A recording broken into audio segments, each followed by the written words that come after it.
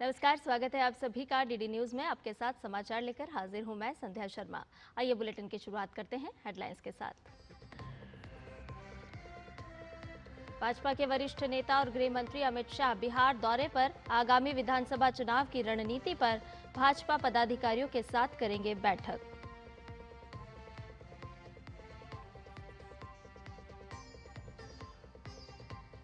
छत्तीसगढ़ और महाराष्ट्र सीमा पर सुरक्षा बलों से मुठभेड़ में 4 नक्सली ढेर, मौके से AK-47 समेत हथियार बरामद।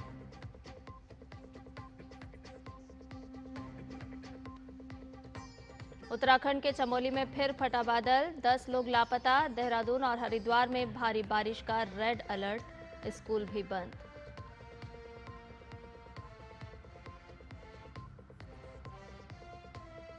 यूक्रेन को नए समझौते के तहत अमेरिका से मिलेगी पैट्रियट और हिमास मिसाइलें। यूक्रेन के सहयोगी हथियार के भुगतान के लिए करेंगे वित्तीय मदद।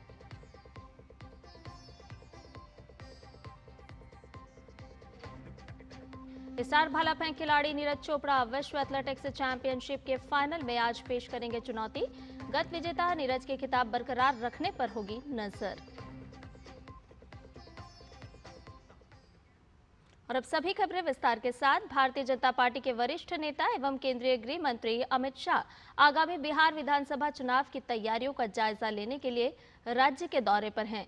अमित शाह के कल शाम पटना पहुंचने पर केंद्रीय मंत्री नित्यानंद राय, भाजपा प्रदेश अध्यक्ष डॉक्टर दिलीप जायसवाल, उप मुख्यमंत्री सम्राट चौधरी और उप मुख्यमंत्री विजय कुमार सिन्हा समेत कई नेताओं ने हवाई अड्डे पर उनका स्वागत किया।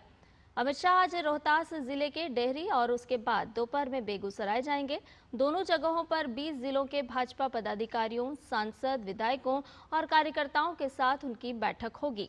आज सुबह 10 बजे डेहरी में अमित शाह मगध और शाहबाद क्षेत्र के सैकड़ों भाजपा कार्यकर्ताओं के साथ समीक्षा बैठक भी करेंगे। इस बैठक में मगध और शाहबाद क्षेत्र के भाजपा नेता मौजूद रहेंगे। गृहमंत्री अमित शाह इनके साथ आगामी विधानसभा चुनाव की रणनीति पर विचार विमर्श कर उन्हें जीत का मंत्र देंगे। डेहरी के बाद दोपहर करीब 2 बजे गृह मंत्री के बेगूसराय पहुंचने का कार्यक्रम है। यहां बरौनी रिफाइनरी टाउनशिप स्टेडियम में अमित शाह का कार्यक्रम होगा। इसमें पटना, बेगूसराय, नालंदा, खगड़िया, जमुई, लखीसराय, मुंगेर और शेखपुरा जिले के बीजेपी नेता, पदाधिकारी और कार्यकर्ता शामिल होंगे। कल पटना पहुंचने पर अमित शाह ने बिहार बीजेपी के नेताओं के साथ आगामी चुनाव को लेकर अनौपचारिक बैठक की थी। इलेक्ट्रॉनिक वोटिंग मशीन यानी कि ईवीएम पर अब उम्मीदवारों के नाम और चुनाव चिन्ह के साथ उनके कलर फोटो भी होंगे। बिहार विधानसभा चुनाव से इसकी शुरुआत होने जा रही है। चुनाव आयोग ने ईवीएम मतपत्रों की स्पष्टता और पठनीयता बढ़ाने के लिए चुनाव नियमों में ईवीएम मतपत्रों की डिजाइन और प्रिंटिंग से संबंधित दिशा निर्देशों में संशोधन किया है। आयोग का कहना है कि हम नाम वाले उम्मीदवारों की वजह से अक्सर मतदाताओं को कंफ्यूजन होता है। इसके समाधान के लिए अब ईवीएम पर चुनाव लड़ने वाले उम्मीदवार की रंगीन तस्वीर भी लगाई जाएगी, ताकि मतदाता अपने पसंदीदा कैंडिडेट की सही से पहचान कर उसे वोट कर सकेंगे। बिहार में विधानसभा चुनाव की तारीखों की घोषणा अगले महीने में किसी भी समय की जा सकती है। ये नया नियम लोकसभा और विधानसभा के सामान्य चुनाव के साथ साथ उपचुनाव में भी लागू होंगे। चुनाव आयोग ने सभी राज्यों और केंद्र शासित प्रदेशों के मुख्य निर्वाचन अधिकारियों को निर्देश दिया है कि नियमों का पालन सुनिश्चित करें और संबंधित अधिकारियों को इसकी जानकारी दें। चुनाव आयोग के दिशा निर्देशों के अनुसार बैलेट पेपर पर उम्मीदवार का सीरियल नंबर बाईं ओर छापा जाएगा। बैलेट पेपर पर पार्टी का चुनाव चिन्ह दाईं ओर छपा हुआ नजर आएगा। वहीं सीरियल नंबर की अगर बात की जाए तो भारतीय अंकों में इन्हें बोल्ड और बड़े फॉन्ट में जारी किया जाएगा। सीरियल नंबर भारतीय अंकों में बोल्ड और बड़े फॉन्ट में होंगे। उम्मीदवार की फोटो रंगीन होगी और फोटो का आकार 2 बाय 2.5 सेंटीमीटर का होगा। उम्मीदवार का फोटो स्पष्ट दिखना चाहिए। इसमें उम्मीदवार का चेहरा 3/4 हिस्से में दिखना चाहिए और सभी उम्मीदवारों और नोटा के नाम बड़े फॉन्ट में छापे जाएंगे। इसके साथ साथ लोकसभा के लिए सफेद और विधानसभा के लिए गुलाबी कागज पर छपेंगे बैलेट पेपर और इन बैलेट पेपर को छापने का काम सरकारी या अर्ध सरकारी प्रेस में किया जाएगा। तो चुनाव आयोग की ये नई गाइडलाइन है ताकि मतदाताओं को किसी तरह की परेशानी का सामना न करना पड़े। रक्षा मंत्री राजनाथ सिंह आज नई दिल्ली में 2 दिवसीय राष्ट्रीय सम्मेलन मंथन 2025 का उद्घाटन करेंगे। रक्षा संपदा महानिदेशालय इस सम्मेलन का आयोजन कर रहा है, जिसका विषय है विकसित भारत 2047 के लिए रणनीतिक कार्य योजना। ये सम्मेलन रक्षा भूमि प्रबंधन की पुनर्कल्पना, उन्नत डिजिटल उपकरणों और प्रौद्योगिकियों का लाभ उठाने तथा शासन के ढांचे और स्थिरता को सुदृढ़ करने में रक्षा संपदा विभाग की उभरती भूमिका पर केंद्रित होगा। इस सम्मेलन में रक्षा क्षेत्र में भूमि प्रबंधन के भविष्य के लिए महत्वपूर्ण विषयों पर वरिष्ठ सरकारी अधिकारियों और क्षेत्र विशेषज्ञों के ज्ञानवर्धक सत्रों और व्याख्यानों से संबंधित एक श्रृंखला आयोजित की जाएगी।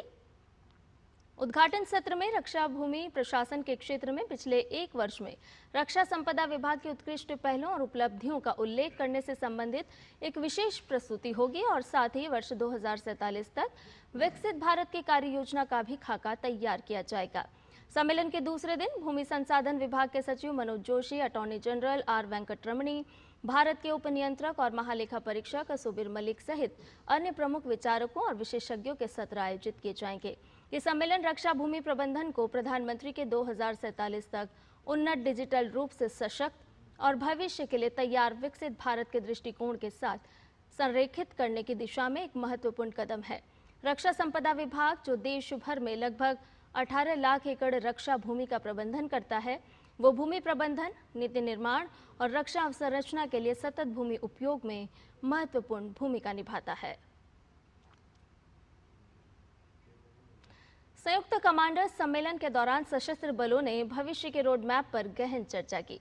सम्मेलन के दौरान सभी प्रमुखों और कमांडर्स ने तीनों सेनाओं की शिक्षा शाखाओं और को मिलाकर एकल त्रिसेवा शिक्षा कोर यानी कि 3 सर्विस एजुकेशन कॉर्प्स बनाने का निर्णय लिया। साथ ही 3 संयुक्त सैन्य स्टेशंस के गठन के निर्णय को भी घोषणा की गई। इस सम्मेलन में सशस्त्र बलों के भविष्य का रोड मैप तैयार करने के साथ ही तीनों सेनाओं के बीच सहयोग को और बढ़ाने पर जोर दिया जाएगा। इसके अलावा क्षमताओं के विकास को दिशा देने और राष्ट्रीय सुरक्षा प्राथमिकताओं के अनुरूप योजनाओं को व्यवस्थित करने पर भी मंथन हुआ। सैन्य कमांडर्स का यह सम्मेलन सशस्त्र बलों को और अधिक एकीकृत, तकनीकी रूप से उन्नत और परिचालन रूप से चुस्त दुरुस्त बनाने की दिशा में एक बड़ा कदम साबित हुआ है। ये सम्मेलन सेनाओं को बहुक्षेत्रीय खतरों का सामना करने, राष्ट्रीय हितों की रक्षा करने और राष्ट्र निर्माण एवं वैश्विक शांति व स्थिरता में योगदान करने के लिए तैयार करने वाला रहा।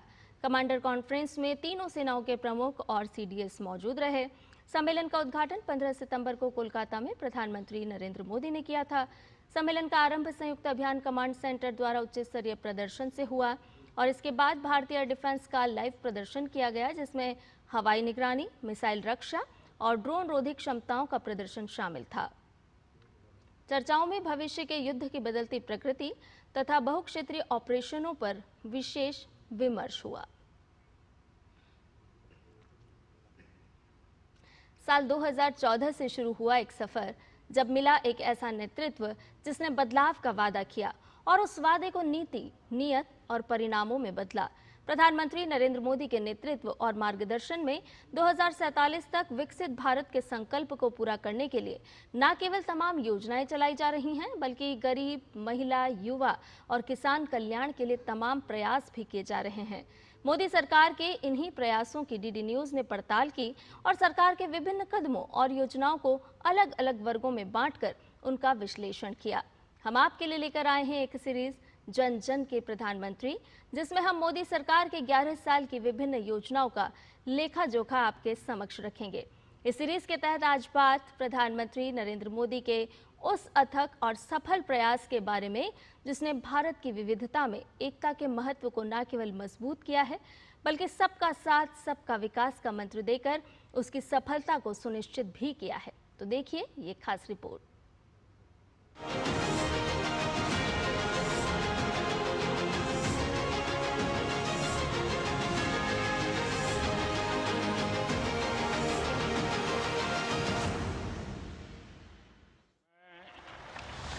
नरेंद्र दामोदर दास मोदी 2014 में देश की कमान संभालने के बाद प्रधानमंत्री नरेंद्र मोदी के विजन में यही प्रण और प्रतिबद्धता नजर आती रही है।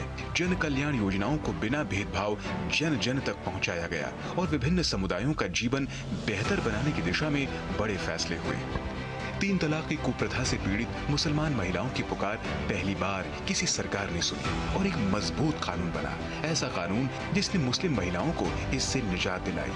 मुसलमान औरत की जिंदगी में बहुत बदलाव आया। आज मुसलमान औरत उस डर से बाहर है, वो कॉन्फिडेंट है, उसे पता है कि अगर उसका हस्बैंड तलाक दे रहा है तो वो जाकर के अपनी कंप्लेंट फाइल करा सकती है। पहले हम सुनते थे वीकली 2-3 केसेस आते थे कि तलाक देके घर से निकाल दिया है, लेकिन जब से बिल पास हुआ है तो उसमें ये होता है कि जब तक मामला थाने जाता है और जब अरेस्ट का टाइम आता है तो मामला वहीं निपट जाता है।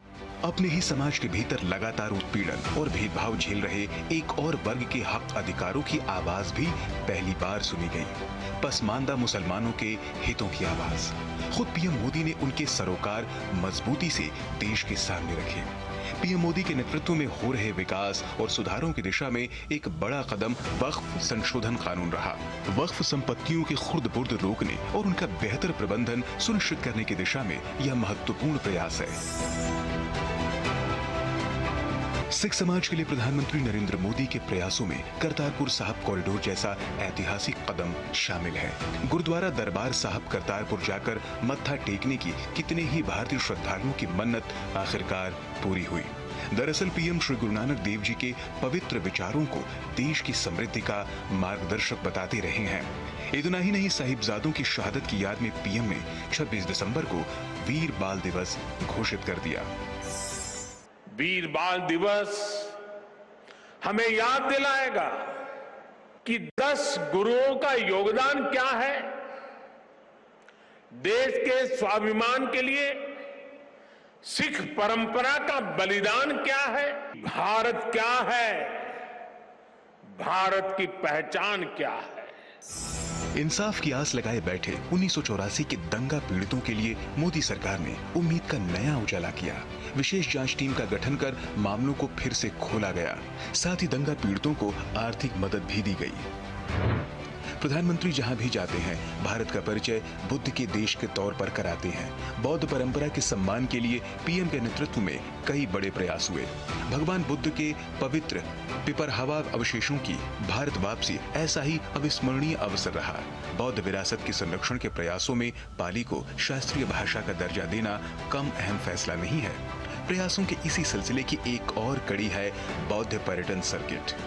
प्रमुख बौद्ध तीर्थ स्थलों को विकसित करने और उन्हें जोड़ने की यह शानदार पहल है। शांति, सद्भाव और पर्यावरण संरक्षण के लिए पीएम जैन शिक्षाओं को अपनाने पर बल देते रहे हैं। समृद्ध जैन परंपराओं से जुड़े प्रयासों के ही तहत पीएम मोदी की सरकार ने प्राकृत को शास्त्रीय भाषा का दर्जा दिया। जैन दर्शन और मूल्यों को संजोने में ज्ञान भारतम मिशन के तहत पांडुलिपियों को डिजिटाइज किया जाना भी महत्वपूर्ण सिद्ध हो रहा है। देवी अहिल्या विश्वविद्यालय इंदौर में जैन अध्ययन केंद्र की स्थापना भी पीएम के इसी विजन को दिखाती है।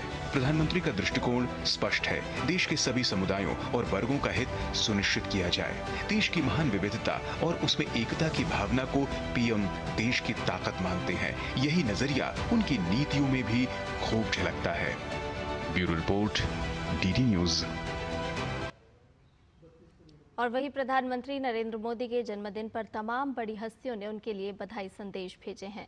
अपने इन संदेशों में उन्होंने पीएम मोदी को शुभकामनाएं दी हैं तो उनके साथ अपने संबंधों पर प्रकाश भी डाला है। इस अवसर पर हमारी विशेष सीरीज एक नेतृत्व एक प्रेरणा में सुनिए इन मशहूर हस्तियों ने क्या कुछ कहा है।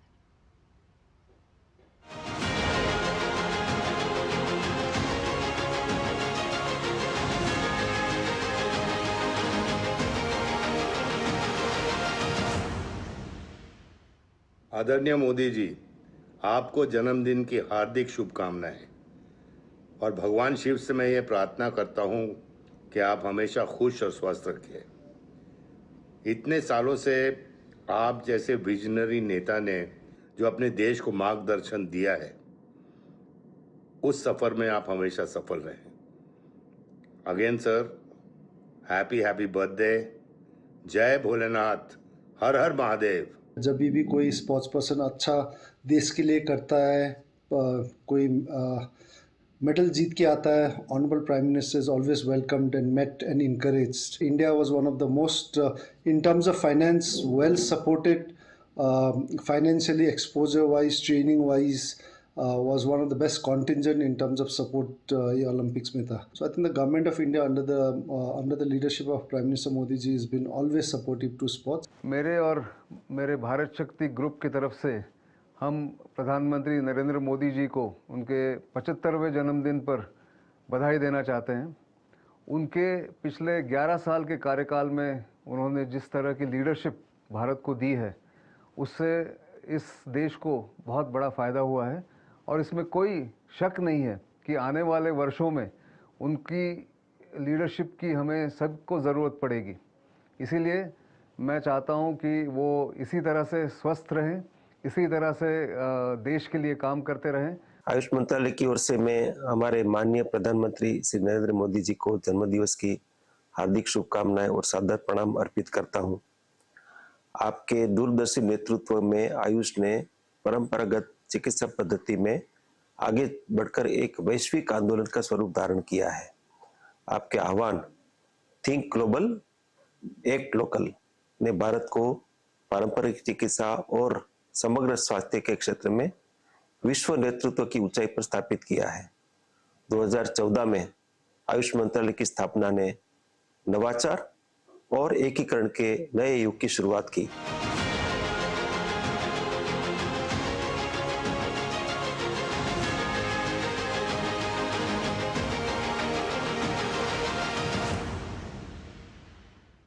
और इस समय में वित्त मंत्री निर्मला सीतारमण नई दिल्ली में quantity and innovation to make India globally competitive विषय पर दूसरे वार्षिक सिंपोजियम को संबोधित कर रही हैं। आइए सीधा रुख करते हैं।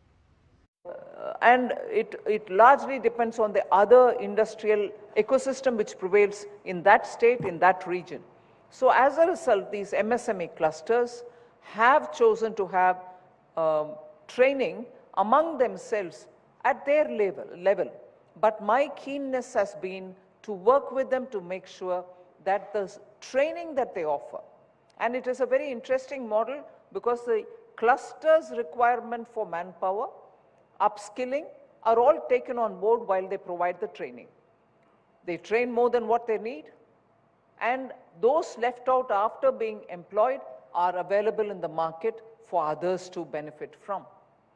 So if MSME cluster focus is what we are taking on for training and for skilling, I'm sure today IFQM, with the kind of well thought through programs that you're doing, and if you're able to at least in a few centers work together with the government, there will be a collective, or the synergy will be far better, and from there on the government as well can sharp focus on the kind of training it wants to offer for skilling. I think the biggest challenge for India, particularly when we are periodically reminding ourselves that we have an advantage of demographic dividend, we also have to periodically remind ourselves that we need to attend to their skilling requirement, or else industry will be hard pressed for human resource and will not get the advantage of the demographic dividend. So at this time, for IFQM to talk about quality management and skilling, and also for inclusion and inclusive growth's sake, talk about MSMEs, I think that's the best thing that can happen. I congratulate Venu Srinivasan, who's of course not here today, and Sri Chandrasekharan, and all of you all indeed for this great intervention at this stage. And I look forward to have the report coming from here so that we can learn and do something with the industry participating with us. So thank you very much for giving me this opportunity, and I wish the 2 days gathering all the very best, and I'm sure you'll each go back with some takeaways with which all of us can benefit. Thank you very much. तो वित्त मंत्री निर्मला सीतारमण को अभी आप सुन रहे थे, जो कि एक संगोष्ठी को संबोधित कर रही थी, जिसकी थीम है विकसित भारत, अनिवार्यताएं और अवसर, ये विषय। और इसके साथ साथ बुलेटिन में फिलहाल रुकने एक छोटे से ब्रेक के लिए जल्द हाजिर होंगे।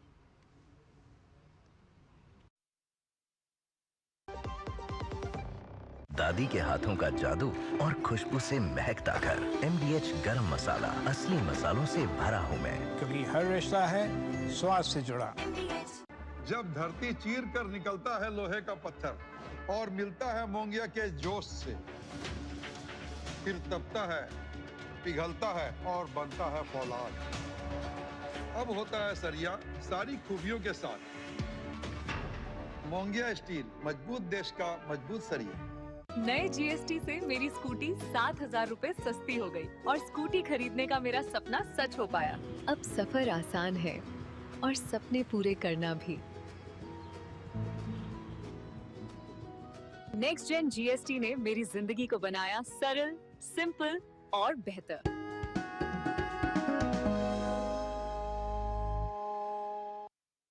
जिन्होंने यूज किया है वो जानते हैं असली हींग का स्वाद। MDH सुपर हींग, शुद्धता का असली तड़का। MDH। ब्रेक के बाद समाचार में आपका एक बार फिर से स्वागत है। उत्तराखंड के चमोली में फिर से बादल फटने की घटना हुई है, जिसमें 10 लोग लापता हैं। जिला प्रशासन द्वारा दी गई जानकारी के अनुसार चमोली जिले के नंदानगर घाट क्षेत्र में बुधवार रात बादल फटा है, जिसमें 10 लोग लापता हो गए, जबकि 2 लोगों को बचा लिया गया है। इसके साथ ही 6 मकानों को भी नुकसान पहुंचा है। NDRF, SDRF और स्थानीय प्रशासन रेस्क्यू ऑपरेशन में जुटा हुआ है। जिले में रात से हो रही भारी बारिश अब थम चुकी है, हल्की धूप निकल आई है। राष्ट्रीय राजमार्ग बद्रीनाथ नंदप्रयाग में अवरुद्ध है और इसके साथ ही ग्रामीण क्षेत्रों को जोड़ने वाले 30 से अधिक संपर्क मार्ग भी अवरुद्ध हैं। इन मार्गों को सुचारू करने का कार्य भी जारी है। आपदा को लेकर उत्तराखंड के मुख्यमंत्री पुष्कर सिंह धामी ने X पर जानकारी दी है कि स्थानीय प्रशासन और पुलिस की टीमें तत्काल मौके पर पहुंचकर राहत और बचाव कार्य में जुटी हुई है। जनपद चमोली में नंदानगर घाट स्थान है, वहां पर गांव में बादल फटा है और बादल फटने के कारण कई मकान क्षतिग्रस्त हुए हैं। 2 गांव हैं बेसिकली। एक गांव है कुंतरी लगा फाली, इसमें 8 लोग, और दूसरा है धुरमा, इसमें 2 लोग अभी लापता चल रहे हैं। कुछ पशुओं की हानि बताई गई है। राहत बचाव टीमें रात में ही घटना के तत्काल बाद मौके पर पहुंच गई थी। उनके द्वारा राहत बचाव कार्य किया जा रहा है और बाकी टीमें भी रास्ते में जा रही हैं, लेकिन नंदप्रयाग और घाट के बीच में 6 स्थानों पर रास्ता बाधित हुआ है। इसके कारण अन्य टीमों को पहुंचने में विलंब हो रहा है। फिलहाल मौके पर खोजबीन जारी है और लगातार जो लोग लापता हैं उनके खोजबीन का कार्य किया जा रहा है। उत्तराखंड में भारी बारिश और भूस्खलन के चलते आई तबाही से उबरने में राज्य को बहुत समय लगने वाला है। बीजेपी सांसद अनिल बलूनी ने X पर आपदा प्रभावित क्षेत्र का बुधवार शाम का एक वीडियो साझा किया। वीडियो साझा करते हुए उन्होंने लिखा कि ये दृश्य स्वयं बता रहे हैं कि हमारा उत्तराखंड इस समय कितनी भीषण प्राकृतिक आपदा से गुजर रहा है। साथ ही उन्होंने बाबा केदारनाथ से सभी लोगों के सुरक्षित जीवन, अच्छे स्वास्थ्य और खुशहाली की मंगल कामनाएं की।